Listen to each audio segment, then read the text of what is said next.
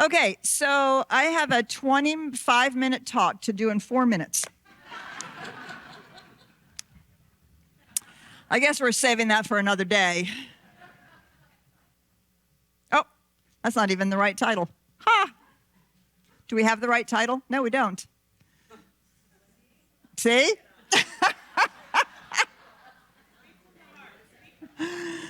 So it's all good. Yeah.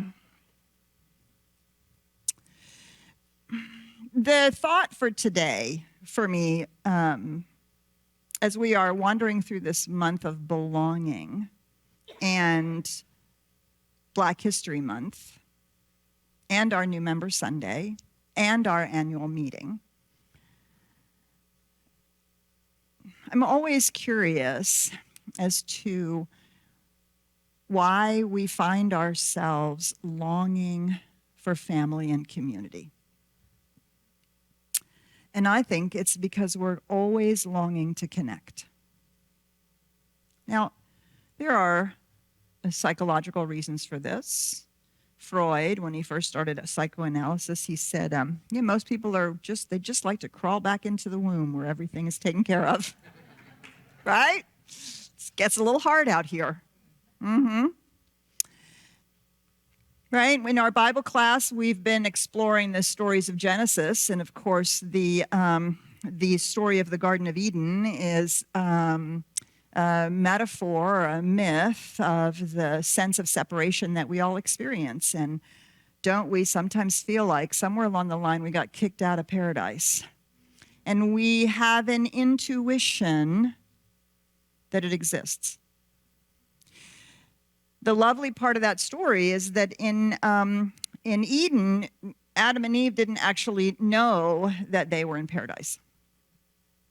They didn't know that they were able to speak with the divine presence. They just did it. The challenge of being an individualized expression of an infinite reality, the challenge of being spirit human, is that we are the place where the universe is waking up to itself. And the only way we can do that, the only way the universe can do that, is for oneness to experience separation, which is required for individuality. This is at the heart of our sense of separation. It's necessary for the universe to expand, for the divine to become more than it's ever been before, and for each one of us to express the fullness of who we have come here to be. That sense of separation is required. It's part of the developmental process, the evolution of consciousness, just as it's required for our children to discover that they can say no and mine, and our teenagers to discover, well, I'm just not like you, Mom. I'm going to go be myself after trying on everybody else around me, right? Trying all the ways of showing up in the world. And in that sense of separation, we have an intuition of connection, which shows up as a longing for connection.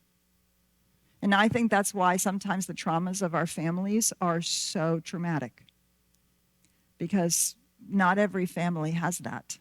Actually, lots of families don't.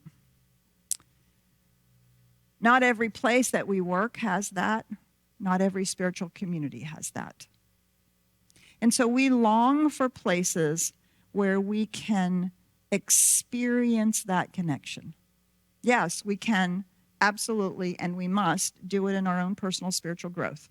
That's why we teach meditation, mindfulness, self-awareness, paying attention to what's going on in our consciousness and in our brain, noticing when we are reacting as opposed to intending, all of those things. But that is a very individual sense. It is our sense of connection with a larger whole.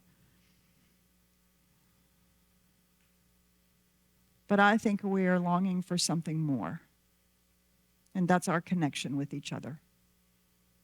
That's our connection, eyeball to eyeball, heart to heart, hand to hand, voice to voice, a way of seeing and being seen. the most painful punishment that has ever created in a community is the idea of shunning. I no longer see you, you no longer exist to me. Think of all of our LGBT, trans people who have experienced that, our African American and Black friends who have experienced that. You don't exist as a human being in my eyes. There's nothing more painful than to be disconnected. And so our longing for connection is a deep, intuitive sense that there is more than just our own individual lives. And so we call ourselves onto the spiritual path, and we call ourselves into community. We often talk about community of like-minded people. I love being around like-minded people. We go, to be careful that we're not saying, I only love being around people who agree with me.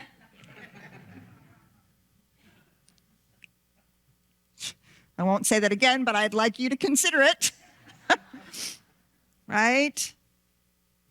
I don't need for you to agree with me if you'll stand heart to heart, voice to voice, hand to hand with me, and we can have a civil conversation about what we disagree about. I don't need for you to agree with me. Maybe in our disagreement, we'll actually find a third way that is so much better than either one of ours. Wouldn't that be cool? What if our disagreement was actually a place of creativity? Totally creating something new. But to do that, I have to recognize that we are connected even if we disagree. And that is of value.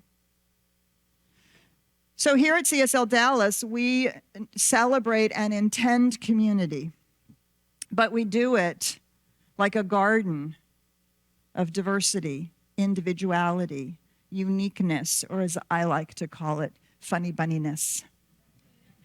Right? Some of us are a little funnier bunnies than others. A little more things going on that we have to deal with, whether those are physical or the structures of how our brain works. We have lots of people who come to us with neurodiversity. We all have different thinking styles. We all take in information differently. This is why we have intellectual classes, why we sit in meditation together, why we do art together, right? Because we're all a little different. And we all have different avenues through which we engage with life. And all of them are part of being part of the garden of a community. And so let us not fool ourselves that we don't have conflict here at CSLDallas. Let's not fool ourselves that if you get on a committee that there are going to be people there that you're going to go, about, right? And what we know is in all of that is the grist for our own spiritual meal, for our own spiritual growth, right? The entire story of the Garden of Eden, which I'll do one day on a Sunday morning, is all about the awakening of the self so that the self can then be grown back into not unconscious oneness, but conscious oneness. And conscious oneness allows us to see each other in the beauty of our differences, our diversity, our funny bunniness, and feel and know the connection, the oneness. And recognize that that's always the ground of being from which we come. And so I honor our members and all of you who have answered the longing to connect and finding your place here at CSLDallas. Whether you become a member or not, you are part of this community. Whether you're online or here in person, you're part of this community because we are answering our own call to connect in a whole new way, which is that deep, deep celebration of consciousness awakening as you and you and you and you and you and you in all of its magnificence.